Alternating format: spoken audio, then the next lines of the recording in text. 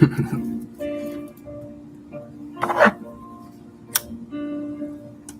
my concentration music on and everything in the background. I'm chilling. I just had a cup of fucking raspberry chamomile and like peppermint tea. Shit was fire. So now I got a joint.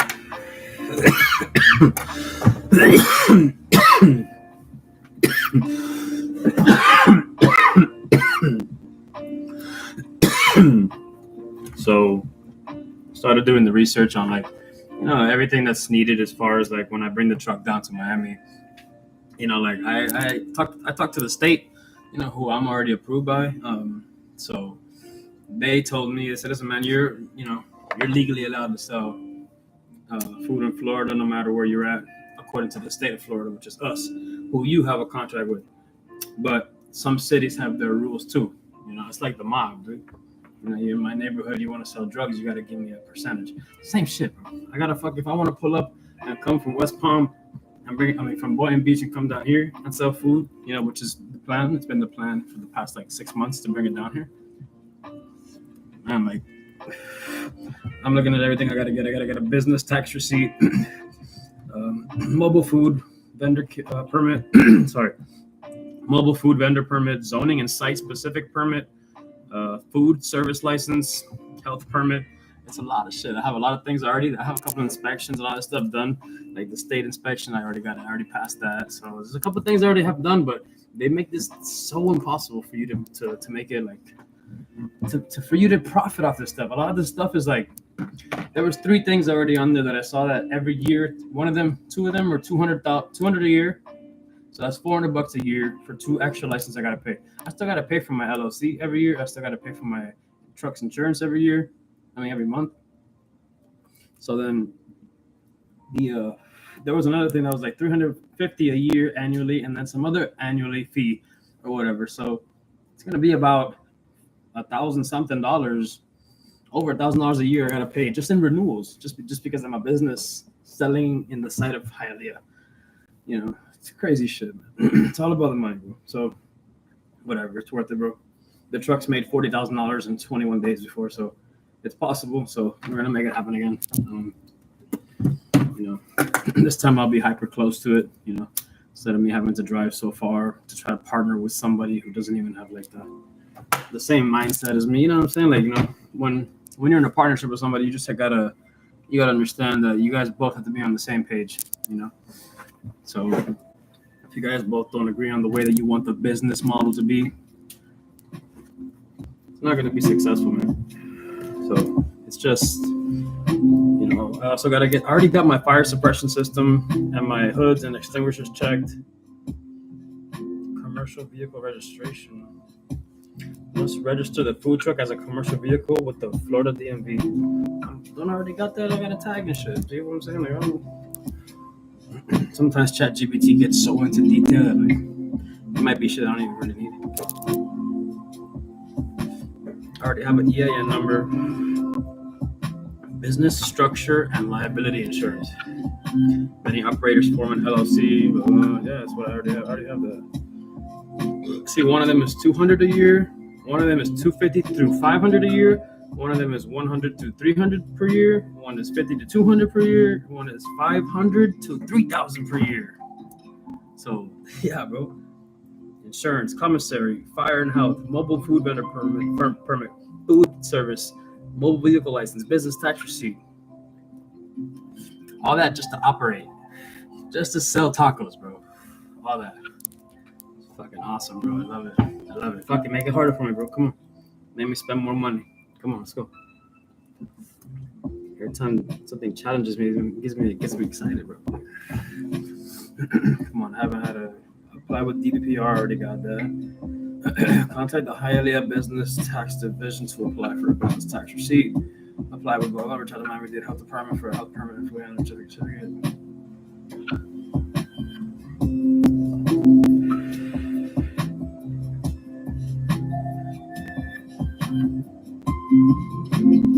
I already have a Florida sales tax permit, the LLC, the EIN. So yeah, it's a lot of things, but whatever. It's just things that I gotta fill out. So for the business tax receipt, I have to I gotta fill out a form, take it into the office, give it to them, and then I guess that tells them, hey, I'm gonna be making money on your territory, so how much is it gonna be? That's basically what it is. So it's a bunch of bullshit. But whatever. It's necessary for me to make $40,000 a month. Whatever, I'm down. So whatever. And this is just gonna be the fucking beginning. The food truck is just gonna start off everything else. All the other investments. There's just investments in line, and they already have like business plans set out and everything. Like everything. I'm talking about to the T. Like all this time we've been like just chilling. And we've been plotting. We just haven't been chilling. We've been making plans, putting out business plans, writing shit down, what it would cost, square footages. We've made diagrams. We've gotten shit set up to where we have about 5 to 6 other projects like already worked out in the future once it gets funded by the food truck. The food truck's the closest one, so we targeted that one. So we have like 5 or 6 businesses ready to go. Ideas ready, boom, we just need the money, bam, invest in it and put it to work and just put in the work, right? Put in the hours. So the food truck is the closest one to being operating, to being operable, you know what I'm saying? So, because I already have so many inspections done on it. It was the project we used the most money on, so. And then, and plus I gotta move it from where it's parked at. I'm parked at like some guy's little cafeteria, and I have to move it. He just allowed me to stay there for a little bit, until I found a place to park it or whatever. I always had a place. I was just like being lazy. I guess I was avoiding the work. And I hold myself 100% accountable for that. Because, I asked myself after a few weeks of not like going up there and trying to make shit work, make things happen. I asked myself was I putting 100%? Was I really putting 100%? No, bro. I was waking up at 9 o'clock in the morning sometimes. You know what I'm saying? Just chilling, hanging out. Well, sometimes I wake up, take myself to school, come back, go back to sleep sometimes. Like, I didn't really put 100%. I probably would have been already operating and everything by now, you get what I mean? So, no, I hold myself accountable for that. I didn't put all the work in. But now that I realize that, things are getting tight, and, I worked for a couple of places, just to see, I guess just to get a paycheck or two to pay the rent or whatnot. That's what I usually do, just to stay afloat. But it just showed me like over and over and over again that it's just, I'm not meant to like work under nobody. I'm meant to just operate the way that I want to operate. And, I already have the logistics are in play. You know what I'm saying? Like I already have the brain for it, the experience. There isn't nothing that I haven't seen in the kitchen, you know what I'm saying? At least up to this point, at least for like a few years ago after like, I started getting out of the kitchen like for real. So, but yeah, I've seen it all, I've done it all almost, bro. And I'm willing to do more, but not for anybody else. I would like to, move on finally. I'm at 35 now. So, by 40, I should be a successful entrepreneur.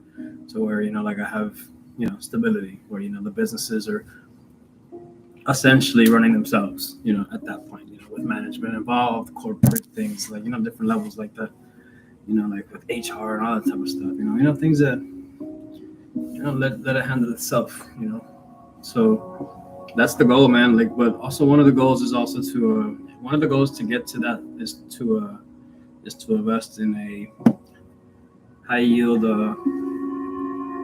life insurance policy. Yeah, it sounds weird, but you open up a life insurance policy and you can take out a 90% loan of your own money once it grows, and it grows at 5 to 8% depending on the market, whatever. It's a lot to explain, but it's complicated. But that's the next thing we're gonna do. We're gonna drop the plan is to drop like $100,000 into a life insurance policy, take out 90% of the loan, which is 90 grand. Use the 90 grand to invest in something else, get a property or something, get that cash flow coming in, pay back the loan, get another 100 grand, do the same thing, and just keep dropping properties all over the place. And we'll drop them as Section 8, so we'll only have to pay about 20%, I think it is, or something like that. I forgot. Or the tenant only pays 20%. I still get it full because the room's rented, but but the thing is, for the first time home buyer, you got to remember that I got to stay in one of the apartments for at least a year. So that means I would have to move out of here. Like, let's say, for example, I go and I open the policy, I get the money out, I take it out, I go to the bank and say, hey, I want to buy a house, that's my 3.5% APR, whatever, or the, down for the down payment for the home. And then you get let's say you get a duplex. To make it simple, you get a duplex, and then you get the loan for 500 grand. 500 grand for a duplex in Miami is cheap. the prices out here are wild. So to find a duplex at 500 grand still wouldn't be that hard, but it's possible. I've seen them. But the thing is, you got to remember, you have to live in one of those apartments at least for 12 months for you to be able to move out of it and rent out the full building. So basically, you buy the building with the loan, right? Then basically what happens is you live in one, you rent out the other. Let's say it's a 2222. They're both valued, let's say in Miami, 2,400. So you live in one, right? And then the one that's 2,400 that you're getting, if you rent it out, hopefully you rent it out. So the one that you're renting out for 2,400 essentially pays for, the other 2,400 that you would need, from the one that you're living in, but you're not paying rent. So, that takes away a big chunk of money that you would be using every month regardless. So it's always in your favor in the beginning. You just have to make sure that you pivot correctly, which means put the money back to where you got it from, so basically be responsible with your money. Like once you start saying, a few $100, like don't go splurge. No, put everything to the side that the investment made, because you got to pay it back. Since you got to pay it back, try to get that paid back as soon as possible. And then once you get it paid back, take out another loan on it. And do the same thing. But then this time, this property is not your first property. Now you don't have to live in it. So if you buy a duplex, hold it down for a year, pay off all the loan, go get the other loan. Boom, you go buy a quadplex. You buy 4. So now guess what? It's been a year. You can move out of that one. And now you can rent out 6 apartments. Let's say they're all 2-2s, man, 24, 20. That's like 7, that's like 8, 10 grand a month of cash flow coming in, bro. Yeah, that's expensive, of course. You gotta pay management. You gotta keep that shit up. You gotta, if something breaks, you gotta go fix it. Sure, you hire someone, you get contractors, you pay, but you balance it out, man. If you're paying, bro, listen, man. Hold on.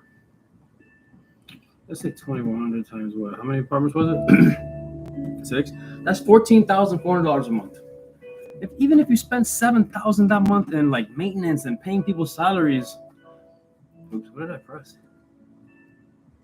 14,400 minus 7,000. And you're still stuck with $7,400 a month in your pocket. Like,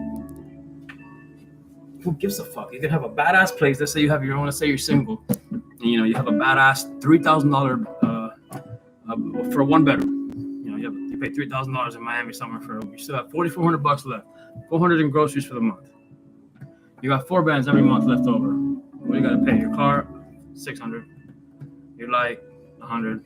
Your cable, $200.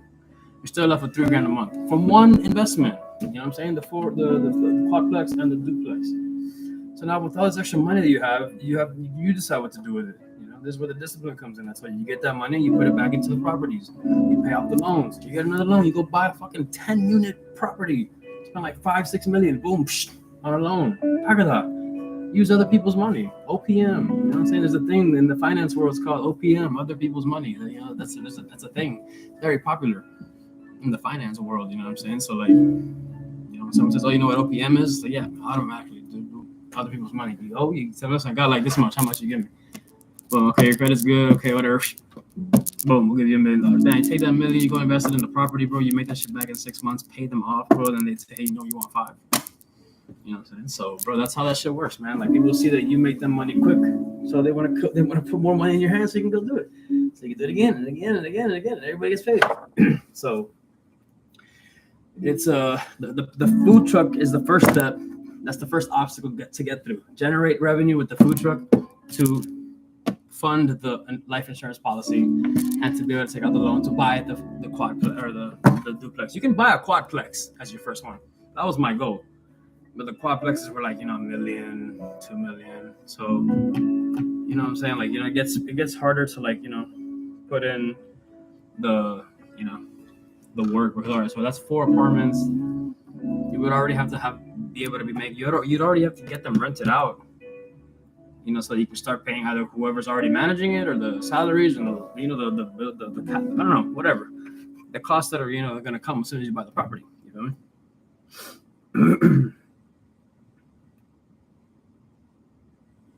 Sorry.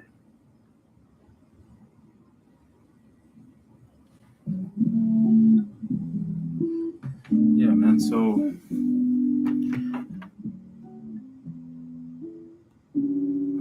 anyways, so yeah, my bad. Sorry, that was important. So let's say for $1 million property, which I've seen I've seen maybe like 4 units somewhere around $1 million. Sometimes I've seen a 4-unit property in Miami, like in the hood, for like 1.2. So it's not cheap to get real estate, even like Section 8 shit. But the Section 8 shit is the clutch shit because you're automatically getting 80% of your fucking money, dude. You know what I'm saying? No matter what, 80% of, if you rent it out, as long as you get that shit rented out, bro, the government pays 80% of that shit, bro. So you don't gotta worry about shit, man. All you gotta do is worry about like the tenant ruining the fucking place, or the tenant not paying. You have to fucking get them kicked out, which costs you money to go file the motions and all this shit for the fucking eviction and stuff. So that's, it's a process or whatever. But it's still, that's goal number 2, man. That's goal number 2. There's so many other ideas, bro, that they're already set into play. I've had these $1 million ideas for years, man. It's just the only thing that was missing was the funding. You know what I'm saying? I did a lot of things in the past for a lot of money. I had a bunch of cash and I was young and stupid, man. I spent most of it because I was like, it's dirty money. I can't go put it in a bank. You know what I'm saying? So I just splurged it all, spent it all, and then thought it was forever. And sometimes you just gotta make those choices, like if you want to continue that or not, whether you think that money is worth it or not. But I didn't have the same mentality. If I had that money I had like 10 years ago, with the mentality I have today, man, I've been a millionaire. You're crazy. What? Man, I had so much money. It was crazy. It was stupid. It was retarded. It was ridiculous. It wasn't even fair. But it's cool, man. It doesn't matter. Whatever. Things happen. I'm here for a reason. So, and I chose this for a reason. And this has been my path. This food truck thing has been my path for about 2 years already straight. 2 years straight. And it's still, like in shambles. You know what I'm saying? Like barely working, barely operating. I've worked a few events for it. Each event I made about over $1,000. One of them I made like $2,300 in 4 hours. So bro, like from the jump, as soon as I started getting that bitch on, it's in Royal Palm Beach and West Palm and Layton and Montana and all that shit, I was making, I was already set to make at least at events from $1,200 to $3,000 within like 4 to 6 hours. And then daily parking in the little apartments, $300 to $700 a day, so with like one event per week. So it's like, man, it's guaranteed to make like 20 plus grand a month. You know what I'm saying? Like, so I was already ready to do it. So it turns out the engine goes bad or something. Everything starts falling apart at the motor. And then like this guy, tried to help out as much as possible, you know what I'm saying? And I appreciate it, but like there was a lot more wrong with that thing for it to operate safely. That supposedly, like a lot of people that looked at that truck said that the way that truck was put together was 100% negligent. Like they did not care if the vehicle was safe to drive or whatever, or to operate whatsoever, period. So like, it was like, man, like it's either invest in this and like put everything into it and like make sure that I can drive this thing safely and not blow people up and kill people, you know what I'm saying, and do this legit and be safe having my son in here cooking and stuff like that, you know what I'm saying? So I decided to invest, the fucking $6,000-$7,000 extra, after the truck was paid and after all that stuff. So it was, and then I also had to work for like 4 through 6 months on the truck myself with the guy that I met, Joe, my mechanic, the guy that's my mechanic today, the homeless guy. He was the one that I would drive 5 days a week to Royal Palm Beach, which to me, in a regular day, no traffic, around 10, 11 in the morning, it would be like, bro, like an hour and 20 minutes, an hour and 30 minutes maybe. But let's say if I drive up there, I get up in the morning at 6, boom, go to the gym, boom, eat some food, boom, pack up, and I'll slide, bro. And then I'll get there, and I'll go up there for like about 6-7 hours, working on the truck with Joe, going to junkyards, uninstalling shit, installing shit, putting this, putting that. And then, man, I have a lot of that recorded too. I'm glad, dude. So anyways, and yeah, bro. Sorry, I spaced out for a second. And then, it was like if it was like around 7 p.m., 8 p.m. that we finished and I tried to leave home from up there, man, it was like an hour and 48 minutes, almost 2 hours just to get from Royal Palm to Miami. So it was about every 2 days was like $30 in gas. So like, remember, I'm not making money. I'm actually spending money. I'm buying things on Amazon. I'm shopping at shops. I'm buying things at junkyards. I'm fucking going all over the place with this guy, like working my ass off, dude. Like, you know what I'm saying? Like working both of us, all dirtied up, disgusting, oiled up, stressed the fuck out, wondering why the fuck we can't get this truck fixed. And like, it was just so wild, dude. The worst part was the fucking electrical, the wiring, man. God damn, dude. Fuck electricians, man. That shit is wild, dude. That's just crazy as fuck when you gotta do it yourself. Especially get under a truck in the rain with the dirt, you know what I'm saying? There's fucking goats all around you because you're in some Haitians fucking hell. I don't know. It was weird. But it was where Joe was living at the time. He parked his RV in the back of some Haitian guy's house.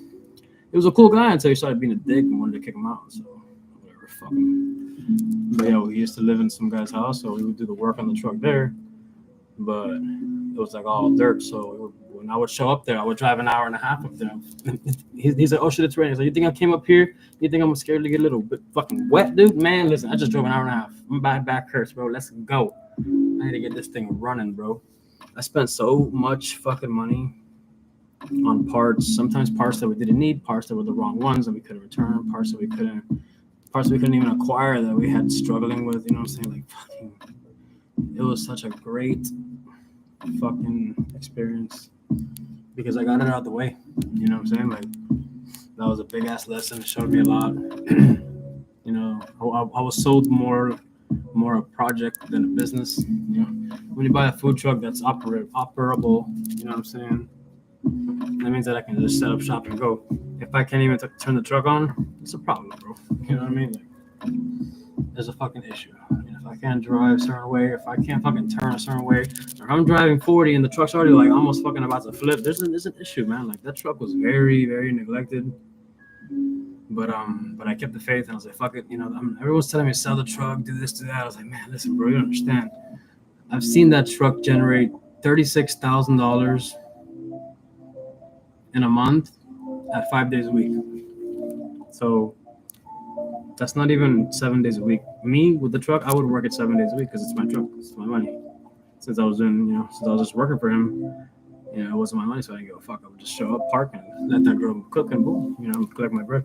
But when it's mine, I'll do 7 days a week. So imagine if I've seen that truck generate $36,000 in a month, in less than a month, having 2 days off. I don't think it would be worth it to sell the truck. Like, I told one dude once that I was gonna partner up with, and he already had his cafe. He was about 45, 50. He was like, man, I see myself in you because you're young, you bought it, you're dedicating yourself every day, coming up here to do it. And I'm like, then he wanted to like cut me short, like tell me, hey, let me lease your truck for like $500 a month. You just leave it up here. You stay in Miami, and I'll send you $500 a month. I'm like, hell no, bro. What do you mean $500 a month? You tripping, dude? He said, oh yeah, it's just, you know, whatever. And I was like, listen, man, it's not gonna work out. Then, bro, I'm out. You picked the wrong guy. I know what this truck's capable of. You're not gonna take that from me just because I'm parked on your property, nigga. I'm not stupid, bro. I'm street smart, dude. I'm not gonna get hustled out of my own business, bro. Because but you don't have to be present and you're still making $500 a month. I was like, I'd rather be present making 40 a month, dude. Like, what the fuck kind of logic is that, man? You think I'm dumb, dude? Come on, bro. I've made money before. I've seen all types of fucking money in front of me. What are you talking about? So, you know, I told that guy, you know, like, listen, it's not gonna work, bro. So that was like my last straw was trying to like partner up with somebody, bro. The only person I've been successful partnering up with is Joe. It's because, like, you know, we're always honest about the parts and the trucks and the labor and this and that, what we need and what the best option is, you know, whatever the fuck. So, you know, Joe's been the only one so far that hasn't really, you know, that I know of fucked me over. So, but yeah, it took me 4 to 6 months to work on that truck to get it running, just to park it at some spot where it didn't work out with the dude, and it's been just sitting there ever since, bro. But ever since it's been there, like I told the guy, look, I get to, you know, clean it every now and then when I show up, and I'm gonna come when I'm bored. I'm not doing shit. I don't work, bro. So like I would just show up. I would uninstall equipment that I didn't want in the truck, like a big old cooler. It was just taking up too much space. There was one big old fridge in the back that wasn't working in the truck, and it was just sitting there. And I was like, fuck that. Let's have fun and take shit out. Let's uninstall shit. Fuck it. Let's break stuff. So I said, fuck it. I took out the things that I didn't want. I took out the 2 fryers that were in there when I first bought the truck, which no way, the guy who owned the truck before me never ever like used. He used it like as just a shelf or whatever, storage, because we would take the tops off and store stuff in there. But he never used them, and he was like, nah, I don't know, I never used them. And then bam, we uninstalled them, and we know for sure one of them works. So I'm keeping one of them, and I'm gonna probably try to sell the other one, or keep it for parts. So I'm gonna have a fryer there now. I'm gonna order when the truck's in Miami. I'm gonna order like a $1,600 range with 6 burners and an oven and a shelf on top. Bro, it's gonna be crazy. I'm gonna spend a whole bunch of more money, but it's fucking worth it to me, dude. Because it's gonna make me 40 grand a month. Because 36 grand a month with 21 days in a month, bro. Imagine 31 days a month. I'm I'm gonna be making cake, dude. So I know for sure the truck is gonna be so quick to make me money for me to invest in these other goals, for me to be financially free. So this is why it takes a man to about 37, 40, 42, 43 to become successful if he really grinds. Because like, man, unless you're told in your 20s to grind, in your 20s all you do is party, you want to fuck, you want to eat shit, you want to do drugs, experiment with this, that. You think that working at a bar is cool. You think, hey, I'm selling fucking cars, I'm making money, this is my career. Like, it's not. It's always going to have a cap to it. You know what I'm saying? There's always a limit to like working a 9 to 5 or going to go to school and like getting a degree and all that stuff. There's always a time limit, and there's always this fucking a limit of money. Like if you tell me, hey, yeah, I make $100,000 a year, you know, I can tell you what you really make a year after they take your taxes plus your expenses, plus I can tell you how much money you're gonna die with if you stay with that job, bro. That's pretty sad. That's pathetic. So entrepreneurial like journeys, like they show you that you can really submit to something and then know that you're gonna lose in the beginning. And the thing is, you have delayed gratification. Sorry, my mouth is dry as fuck. I can't talk shit today. So delayed gratification, which means you know what you're doing right now in a couple of months or maybe years is going to be something that just like you knew for a fact it was going to work. You knew for a fact that it was going to make it happen. You know what I'm saying? It's like the right people, with the right people in play, you know, with the right choices and like going through the right like obstacles, man. It just makes sense. You know what I'm saying? Like, you know, you go through this and you're like, okay, won't do that again. You know, like, okay, so, hey, didn't pay your tax. Like, oh, all right, my bad. Can I put a reminder? Yeah, boom, okay, cool. Now they remind me when I gotta pay my tax. So, you know, I fixed that. I got a fucking warning, whatever. And then I got fined like $200 for some other shit because I didn't file right. And I'm like, okay, all right, oops. You know, now I write that down. Okay, I gotta do this, I gotta do that. So just like now, look at all these other licenses and permits I need. You know what I'm saying? It's an endless cycle of learning, you know, to get there. It's obstacles. It's not gonna be made easy. You know what I'm saying? Like you can pray for whatever you want. And then the process is gonna be what folds, you know, what forges you into like the thing that deserves what you want. You know what I'm saying? Like you can't own a food truck without knowing what it's like to be a legal business. And you have to be a legal business selling food. You might get somebody sick. You know, there's legalities behind this shit. You know what I'm saying? So like it just is what it is. So like unless you're willing to fucking do it, you know what I'm saying? Like don't get involved. You know what I'm saying? Like what's the point of like having a goal if you're not willing to put in the work to reach the goal? It's you might as well just take a break, just take a seat. You know what I'm saying? Let everybody else try it out. Let somebody else who's hungrier do it. You feel me? So the food truck's been like my 2-year thing so far, man. So I'm 2 years deep. I've learned a lot of shit. I've seen the money be made. I've lost a lot. I've lost a lot more than I've made. Like it's 100% certain. Like I'm at 100,000% deficit for sure, 100%. Like there's no doubt about that in my mind. But like I said, 36K in 21 days, man. Like listen.